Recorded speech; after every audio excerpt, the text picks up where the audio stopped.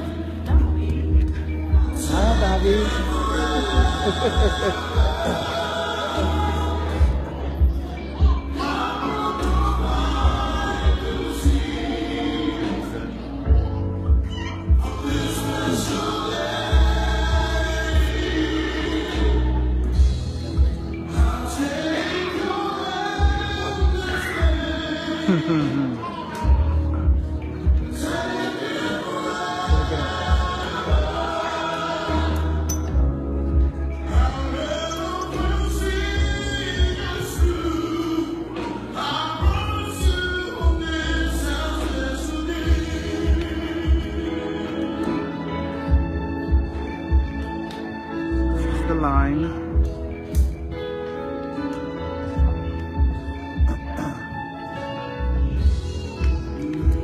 The audience is right. Right.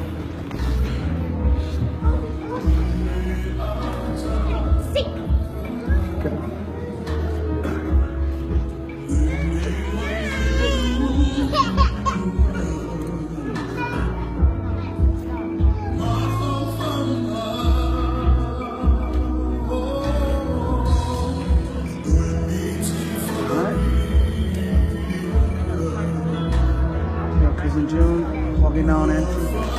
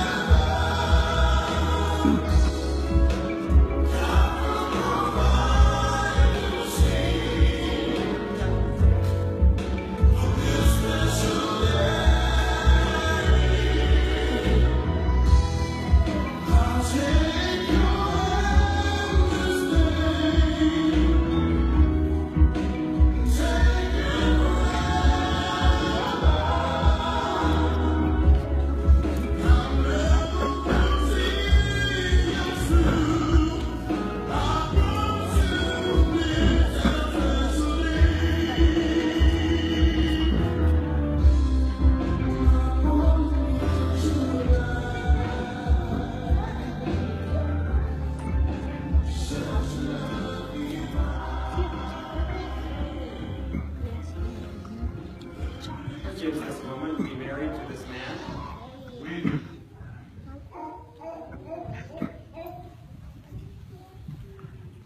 From an ancient love story, we read that Isaac went out to meet Rebekah. It is reported that they asked Rebekah if she was willing to go and be the wife of Abraham's son Isaac. So I ask you, Diana, obey.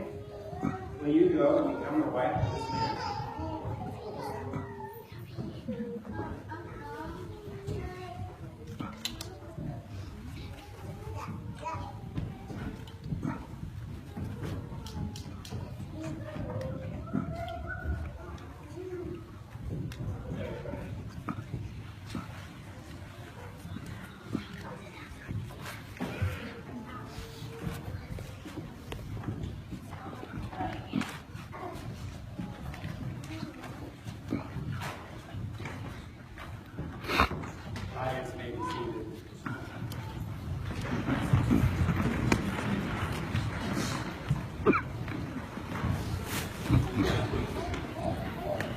David and Diana, this is it. This is the big day. Last night you took a step of faith in baptism, seeking Jesus to wash away your sins. I cannot think of a better way to start out marriage than to recognize the problem of sin and the need of a Savior. Being right with God is the best assurance, giving you confidence that Jesus will help build a happy and peaceful marriage. Speaking of marriages, let's go back to the first one and the first fight. The first marriage fight was between Adam and Eve, and we would find it familiar. They started the blame game. Adam blaming God and his wife Eve blaming the serpent for deceiving him. No one was taking accountability for their wrong. This bore fruit in the first child not being willing to acknowledge that when they're wrong, and that was leading to the first murder of Abel by his brother Cain. The first thing lost in sin in the beginning was humanity. No one knew how to fix the disastrous atmosphere that disobedience, pride, and accusation were caused except for God. God knew a remedy, and it was going to be personally costly to reintroduce a right spirit into this world. For God so loved the world that he gave his only begotten Son, that whosoever shall believe in him shall have everlasting life. If you want a happy relationship and a happy marriage, you must pursue one thing above all others. It is this. It's found in Philippians chapter 2, verses 5 through 8. Let this mind be in you, which was also in Christ Jesus, who being in the form of God did not consider it robbery to be equal with God, but made himself of no reputation, taking the form of a bondservant, and coming in the likeness of man, and being found in appearance as a man, he humbled himself, and became obedient to the point of death, even the death of the cross. Now, how will this help you? Let's look at Psalms 103. David said, "Bless the Lord, O my soul, and forget not all his benefits, who forgives all your iniquities, who heals all your diseases, who redeems your life from destruction, who crowns you with loving kindness and tender mercy." There are times in a marriage where nothing works. Communication doesn't work. Counseling doesn't work. Common sense and logic doesn't work. Because two people often have different ideas of what is logical and what is common sense. There are times in a marriage when you reach a wall that you cannot cross. At this point, you need to never forget the cross. It is the only thing that will help you remember to esteem each other as better than yourselves. David, you need to esteem Diana better than yourself. And Diana, you need to esteem David as better than yourself. This can be done when you remember your own sins and that Christ died for you and that his death was not only for you, but for each other. As you come to the cross individually, together as a couple, and also as a family, you will find forgiveness and healing. Life often throws bitter experiences our way. You can either partake of the bitterness or come to the cross for healing. Many of Jesus' healing miracles were done on the Sabbath. He was linking himself to the creative power that formed this earth. and the religious leaders hated him for it. He showed the Sabbath was a link between creation and redemption, a sign that the same power created the earth in 6 days can create a new heart in those who believe. When you realize that you cannot fix your situations, that you encounter in your marriage, come to Jesus. He speaks life. He creates life.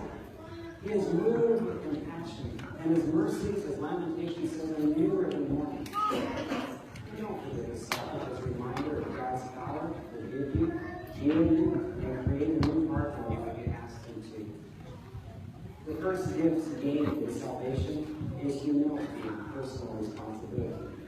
These attributes are invaluable in marriage, community, and the service of God and others.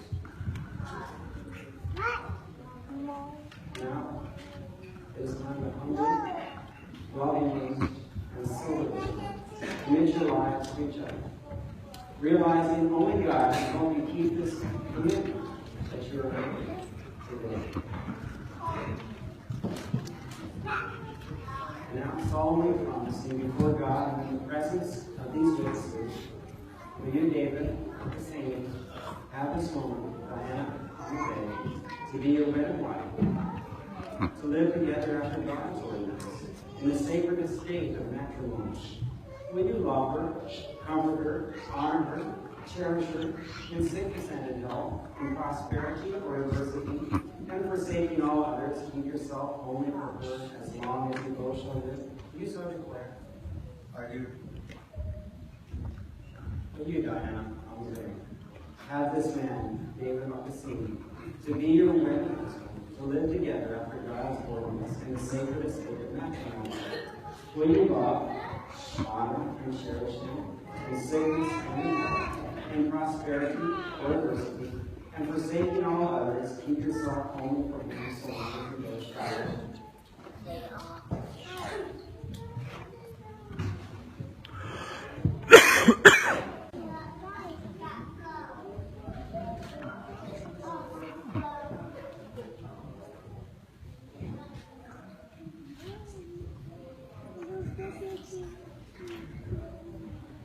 We're going to kneel in prayer and ask God's blessing on their marriage and on their commitment that they've made today. Don and David, I'm going to ask you to continue each other's hands. And as we kneel, I'd also like to invite all the pastors that may be in the audience to come up and lay their hands upon them. And so I understand there are several here today.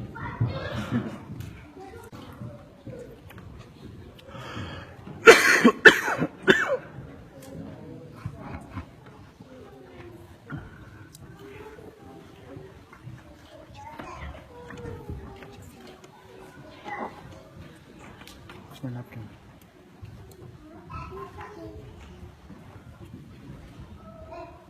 Our Father, who art in heaven, hallowed be thy name. Your kingdom come, your will be done in David and on earth as it is in heaven. Give them each day their daily bread, and forgive them their sins, as they forgive those who sin against them.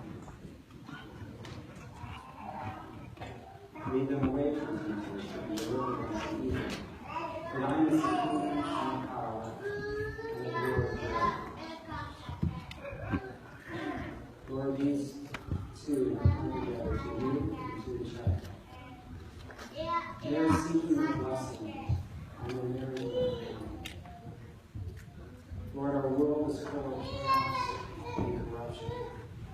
We ask that you will protect them, both spiritually and physically. That your angels that excel in strength will guard and protect and bless. Lord, keep them from the entanglements of evil. Lord, bless them mightily with the outpouring of your Holy Spirit, that their lives and family may be filled with love, joy, peace, long-suffering, gentleness, kindness, self-control. Lord, we thank you that you have promised that we will come to you boldly before the throne of grace. Ask for your help and need that you promise that you will. And so, Lord, we proclaim your assurance to the best of them. On David and Diana. David and Diana, may the Lord bless you and keep you. May the Lord make his face to shine upon you and be gracious to you. The Lord lift up his countenance upon you and give you peace. Amen. Amen.